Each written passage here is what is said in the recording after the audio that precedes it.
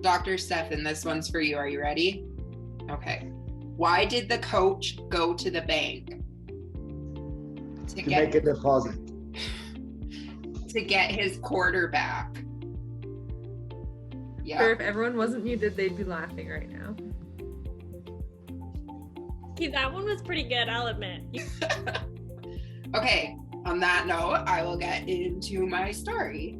So I first heard the word depression when I was like 15 years old. I'd never heard of it before. I wasn't talked about in my house or my school, so I didn't really know what it was.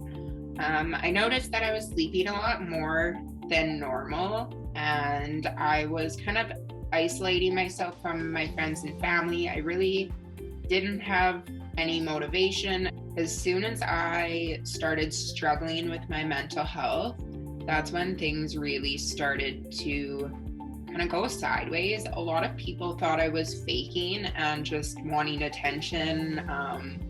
When I was missing school, a lot of people said, oh, she just doesn't want to go to school, so she's skipping. Like, that's not it at all. It took so much energy to get out of my bed, to brush my teeth, to shower, and I did not see the point of living. It's not that I didn't want to live, I just didn't want to feel the pain I was feeling anymore, and I didn't think there was any other way I could escape it. So I had my mindset, as soon as I got out of the hospital, I was going to end my life.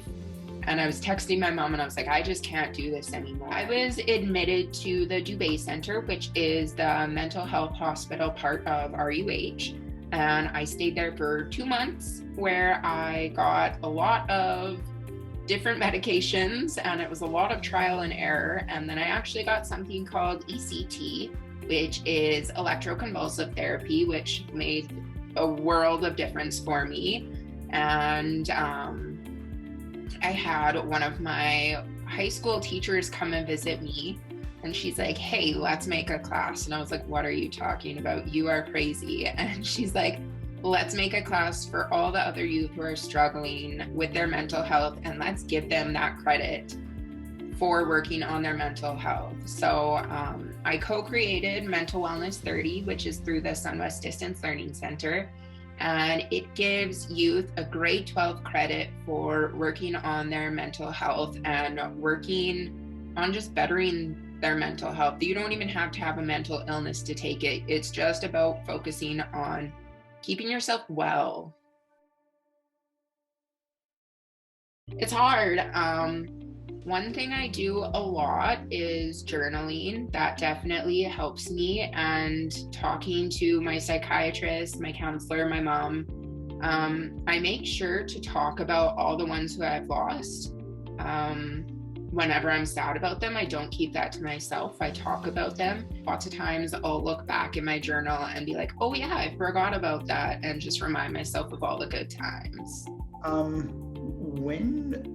When do we need to get worried about those thoughts? Like, if I have recurrent thoughts of harming myself, hurting myself, and it's becoming, to a point where I'm starting to think about how am I going to do it? Where am I going to do it? Those things start to be scary. And then I would say would be an important time to start reaching out. Like, I think the most important thing for me that I have to understand if I struggle with those thoughts of harm towards myself is that it's typically a lie. And even though it sounds so real, we believe those thoughts. They feel true, right? It feels like all hope is lost, and how do we argue with those things? So it takes a lot of courage to reach out to someone to let them know what we're feeling, because typically those thoughts make us feel so isolated, so alone, right? So especially in COVID. Yeah. So I would say if you have someone to talk to, but you really don't want to hurt them, find someone else you can talk to, your doctor, your counselor, a teacher, an adult you really trust. one resource that I have used personally, and they've actually made it quite a bit more accessible, is Kids Help Phone. They are available 24/7. And they actually added a texting feature. Like, I have texted them as an adult and they have gotten me resources, and they've made sure, like, if I don't answer, they will text me and be like, are you okay? Are you safe? I think the moment that you kind of start even having any thoughts of hurting yourself, you need to reach out to someone, because that's not how you should be living your life. Like, I always find there's an interesting difference between shame and guilt. Like, I think shame is the feeling or the belief that there's something wrong with me, that I'm broken, that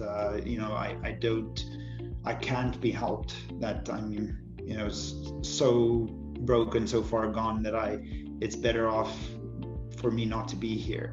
Again, there's so many theories about how those things come about, whether it's genetic, whether it's upbringing, environment, whatever, it's combinations of those things. But I think that's an important thing to understand, is that shame is something that we can fight. Absolutely. Learn to break that cycle. If every single day is a struggle, then you can get help, and there are so many resources available to help you kind of figure out how to make that struggle less.